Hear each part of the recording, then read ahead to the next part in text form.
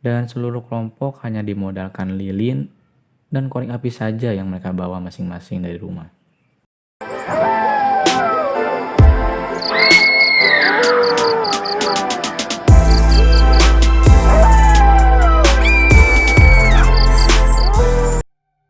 Halo Mamang Dewek Sadayana, kembali lagi di channel Dewek Star.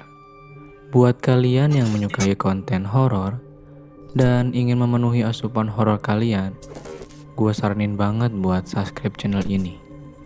Nyalain loncengnya dan share video ini ke teman-teman kalian. Semoga kalian bisa terhibur atas cerita yang gue sampein. Sebelum masuk ke videonya, gue saranin kalian untuk memakai headset atau earphone dan semacamnya, biar feel-nya tuh makin kerasa dan kita fan. Oke? Balik lagi sama gue Fakih Mustafik, dan kali ini gue mau sharing ke lo semua pengalaman mistis yang kedua kalinya setelah gue alamin di masjid pada suatu malam ketika gue dan temen divisi gue ngerjain proposal kegiatan Maulid Nabi. Dan buat lo semua yang belum nonton videonya, silakan gue saranin nonton video sebelumnya yang udah gue cantumin linknya di deskripsi. Dan buat lo yang nanya, emangnya serem gimana sih sekolahan lo? Kayaknya banyak banget deh cerita-cerita horornya. Oke, gue kasih tau dulu sebelumnya, sekolahan gue tuh sekolahan swasta cuy. Dan konon katanya, pada awalnya sih sekolahan gue ini gak seluas saat ini. Dan untuk memperluasnya, pemilik yayasan sekolahan gue ini membeli lahan sekitaran sekolah gue pada saat itu. Dan ada hampir 20% luas tanah TPU, tempat pemakaman umum dong pastinya ya. Di samping sekolahan gue kebeli sama pihak yayasan. Dan luas tanah itu sekarang menjadi lokasi gedung perempuan. Kejadian ini tepat terjadi kurang lebih sebulan dari kejadian Dani, teman divisi gue di masjid. Kejadian itu sangat tersimpan utuh di memori gue. Minggu kala itu adalah minggu pelantikan calon angkatan OSIS yang baru. Bisa disebut ospek atau semacamnya lah. Dan malam itu adalah jadwal kegiatan rutin kami, yaitu ospek sampai bermalam satu malam di sekolah. Gua dan satu divisi gua yang jelas mengalami hal-hal mistis sebelumnya di sekolahan gua berpendapat untuk mengundurkan diri sebagai panitia pelantikan pada saat malam itu.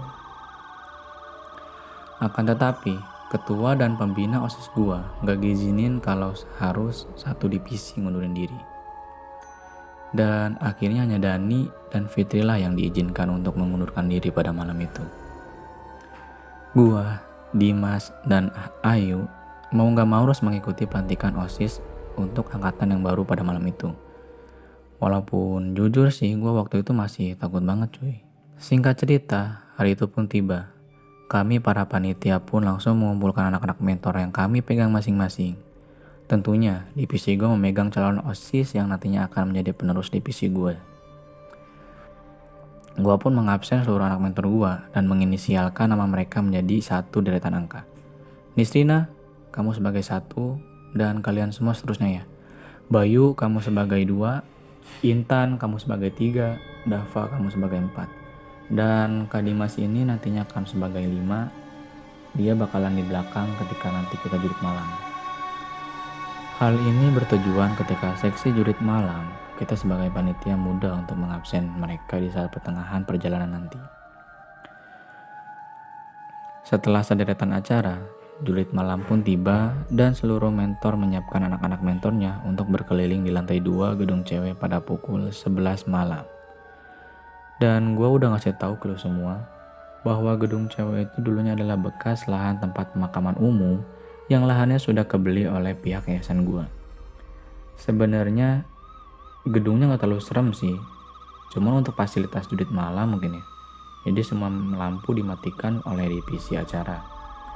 Dan seluruh kelompok hanya dimodalkan lilin dan korek api saja yang mereka bawa masing-masing dari rumah. Udah ketebak banget kan ya kejadian nanti gimana? Kelompok gua dan calon OSIS divisi gua pun mendapatkan gilirannya. Gua pun menyuruh Dimas untuk segera memanggil seluruh anak-anak mentor untuk bersiap dengan segala barang-barang persiapan mereka. Mas, kelompok kita bentar lagi nih, cepat panggil anak-anak, seru gua kepada Dimas. Gua pun mengambil alih kelompok gua. Ya, mohon perhatiannya semuanya.